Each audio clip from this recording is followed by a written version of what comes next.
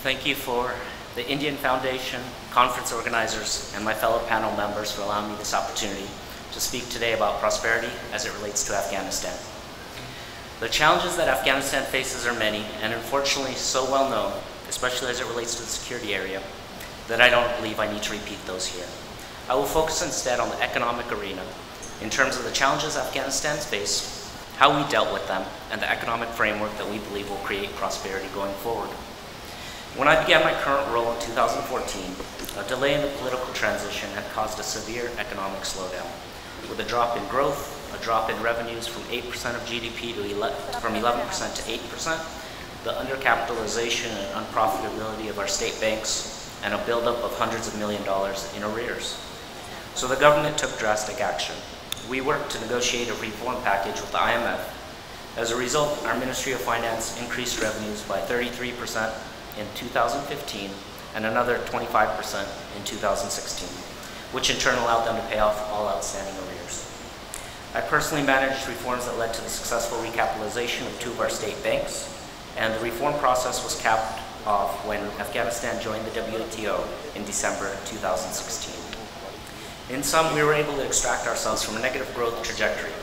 We now have an economy that is growing at a relatively stable 3%.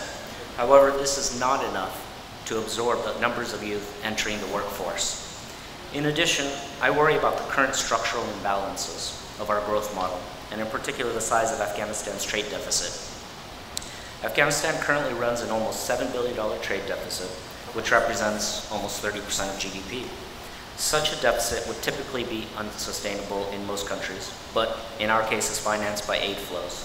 However, I believe we must think clearly now about how to eventually exit from this current economic system driven by aid, and instead one where we generate a more sustainable economic model. With this background, I now want to provide a framework to discuss Afghanistan's policies in 3 areas: regional integration, economic reform priorities, and anti-corruption strategies. Let me begin with the issue of integration. Afghanistan, of course, does not have borders on the Indian Ocean. However, as a landlocked country, we are dependent on our Indian nation neighbors for trade. We have many goods that transit through ports at Karachi and Bandar Abbas. For the current administration in particular, we have made regional integration a core component of our economic and political calculus. Let me provide a few examples of such initiatives in the transportation, energy, and telecommunications sectors. Let me start with the transportation integration. Many people don't realize that just 5 years ago, Afghanistan had no rail links with neighboring countries. Now, we have rail links with 3 of our neighbors: Iran, Turkmenistan, and Uzbekistan. We are moving forward with a second rail link with Turkmenistan and plan to link with Tajikistan as well. These rail links provide Afghanistan with low-cost direct trade links with Central Asia, Europe, and China. We hope that such rail links will also someday connect us with South Asia.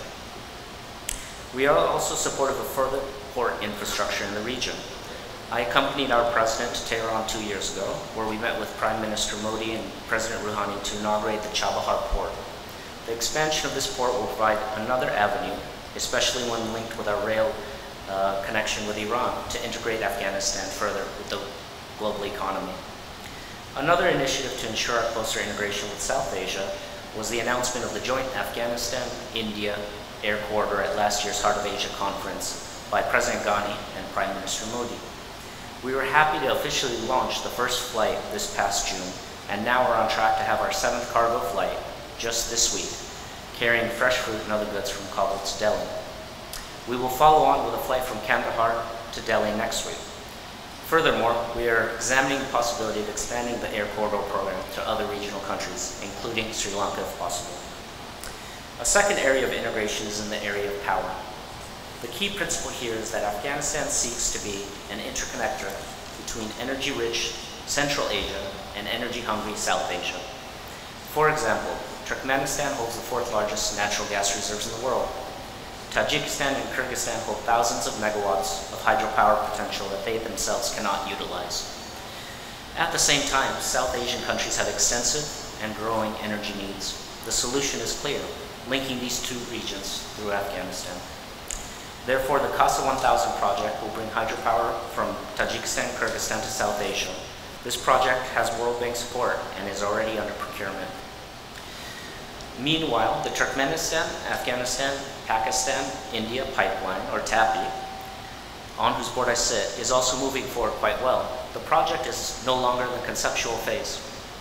Demining and aerial surveys are taking place right now in Afghanistan in anticipation of construction works for TAPI beginning in a year or two.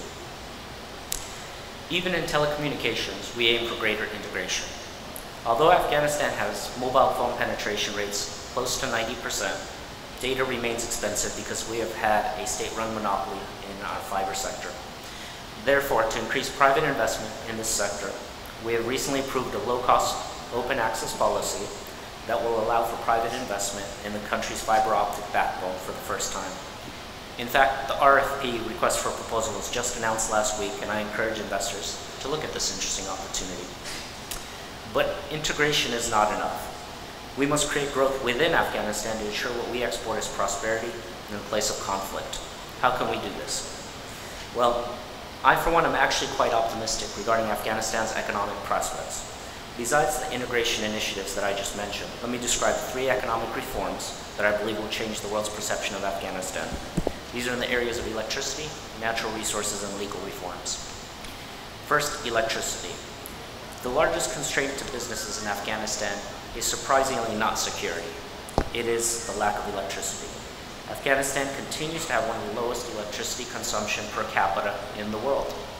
Therefore, we are planning on restarting 2 existing power plants in Kabul to provide power to enterprises before the end of this year. And for the medium term, we're moving forward with the construction of a 500 kV power line from Turkmenistan that should be constructed by the end of next year. And if electricity is the current constraint, Afghanistan's natural resources represent the opportunity. Development of Afghanistan's natural resource sector is the clearest path we have to grow into a middle-income country over the next few decades. The U.S. Geological Survey has estimated Afghanistan's mineral wealth resources to be worth more than $1 trillion. But as a skeptic once noted, the value of the moon's natural resources is even greater, but it doesn't mean that we will be soon mining on the moon. The lack of progress here is, again, less one of security and more one of lack of clear rules of the game. Frankly speaking, our Ministry of Mines has historically been corrupt. I've seen myself a 50-year mining contract that was handwritten on two pages of paper.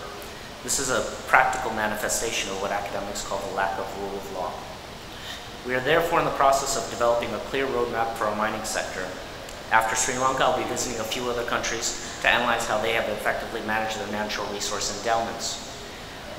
The one thing that we want to avoid in Afghanistan is the natural resource curse, where these resources contribute to the continued conflict in Afghanistan. To ensure this doesn't happen, we need that stronger legal foundation. Third, we are focusing on stroke of the pen reforms. In other words, we are aggressively pursuing economic legislation that will create a stable investment regulatory environment for investors. Just this month, we will pass a reformed hydrocarbons law that will create a new independent regulatory authority for investors in Afghanistan's hydrocarbon basins. We have also begun drafting legislation that will change the corporations law, and like India, intend on passing a bankruptcy law later this year that will provide creditors with a clear roadmap. So therefore, let me be bold and make this prediction. By the end of next year, with these reforms in place, the participants here will hear about Afghanistan not in the terms of conflict, but as one of the world's best economic reformers. Finally, I want to also mention the issue of corruption. In Afghanistan in particular, there's a clear link between corruption and the insurgency against the government. When the citizens of a country do not view their government as one that serves its citizens, but one that preys on them, then support for the insurgency grows. When farmers are victims of corruption, they ask why they themselves should not benefit by growing opium. When the court system is non-existent or is for hire in rural provinces, then citizens seek justice through alternative justice systems. Corruption is therefore more than academic. It is of central importance to the existence of the Afghan state. Of course, there are extensive challenges to eliminating corruption in Afghanistan. However, recent strides have been made. The Attorney General's Office has established the Anti-Corruption Justice Center, which has effectively dealt with high-level crime cases for the first time. The National Procurement Authority was established, and as a result, over $200 million has been saved from Afghanistan's national budget. And just this week, we approved a new anti-corruption strategy. We will continue to implement such reforms because without them, the prosperity will remain confined to only a select few rather than to the entire nation and its people. It is through this process of greater integration, domestic economic reforms, and reducing corruption that we aim to contribute to the greater Indian Ocean region. If you want to learn more, let me make a personal pitch and encourage everyone to visit afghaneconomics.com, where we have uploaded economic data and extensive reports on Afghanistan. To close, Afghanistan's challenges are immense and the road is long, but I do believe that we are on the right trajectory to place Afghanistan on a road to prosperity. Thank you again for giving me the time to speak about these issues here at this forum.